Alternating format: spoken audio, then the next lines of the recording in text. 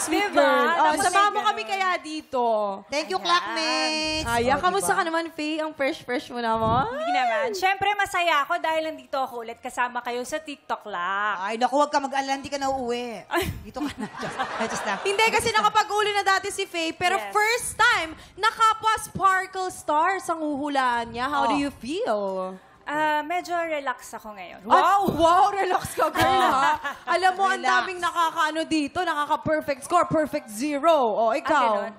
Tignan natin siya. Huwag mo naman siya Ay, ini-stress. Para na ano mo sige. kayanan ko eh. Para ano na lang, i-invite mo na lang yung mga tiktropa natin na panoorin ang Playtime. This is so exciting. Ayun na nga.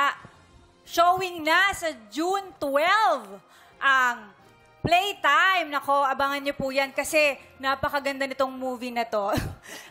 It's a sexy suspense thriller. At saka, mang, ang daming ka-love Sexy team suspense dito. thriller. Yes. Ano to? Nag-ahabulan na nakahubad. Ilan ang ka-love team mo dito, be? Ang dami. Kakaibang Sian Lim ang mapapanood nila dito. At syempre, kami din ni Sanya Lopez and Colleen Garcia. And directed by Direk Mark Yes, directed by Reyes. Direk Hello, Mark Direk Mark. Reyes. Ay, So, sa June 12 na. Kakaibang Sian Lim. Hulaan ko, hindi siya singkit dito, no? Hindi. Kaya. At dahil alam na ni Faye, silipin na natin agad ang mga headline. Narito na ang Ulo ng mga balita!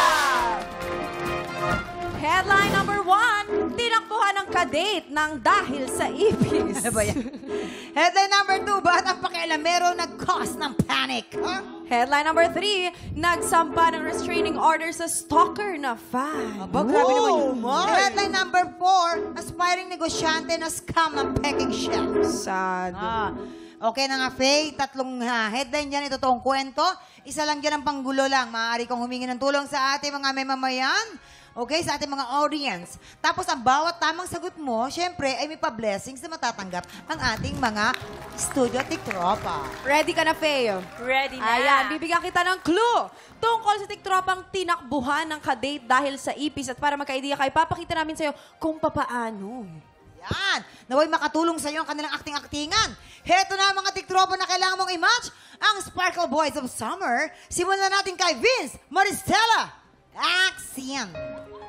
Ay, Marioso. Bill, nagustuhan ko yung dinner natin. I love the caviar, the leche flan. Saan mo gusto mong bakasyon?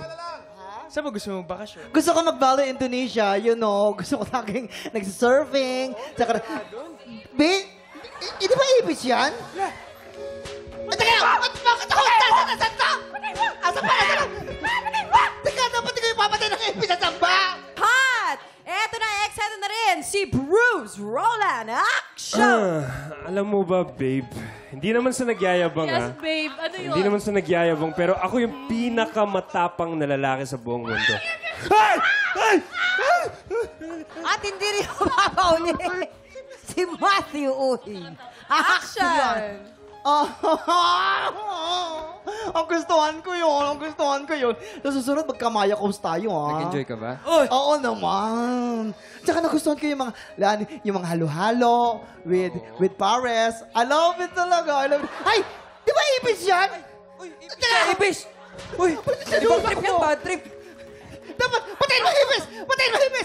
Ikaw na. Ayoko niya. Bakit patayin mo ibis? Lalaki ka. Matapang ka, di ba? Hot! Ayun. Palakpakan niyo na mga tiktropa. Naku! Sa tingin mo, Faye, sino ang totoong tinakbuhan ng kadate dahil sa ipis? Kung may idea ka na, ibuwes mo na sila. Sama mo na sila sa baba. Go, Faye. Pakiramdaman mo sila. Tignan mo kung sino dyan ang mga mukhang takot sa ipis. Matthew. Ang tinakbo. Bakit siya? Kasi tinulak niya yung kadate niya, talagang inano niya dun sa ipis eh. Kaya Ganun feeling siya ko kaano siya sa eh. ipis. O sige, so sure ka na ba kay Matthew? Kung Ayan, sure doon ka siya na, pwede mo na siyang ipwesto doon Sa pang-una. Sa Sa una. unang contact lens. Oo, si Okay. Vince naman. How about Vince? Vince. Feeling ko si Bruce yung ano eh. Nag-panic?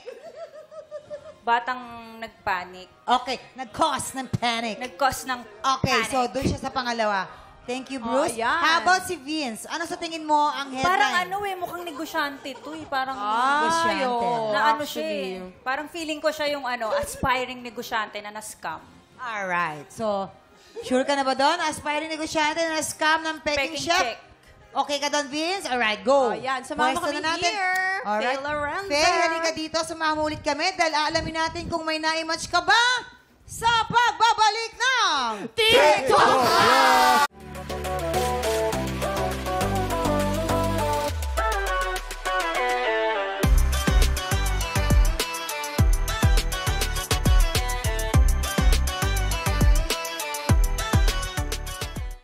Tiktropa, pinanood mo hanggang sa dulo itong video na ito? Abay, very good ka! For more happy time, watch more TikTok Lock videos on our official social media pages and subscribe to GMA Network official YouTube channel.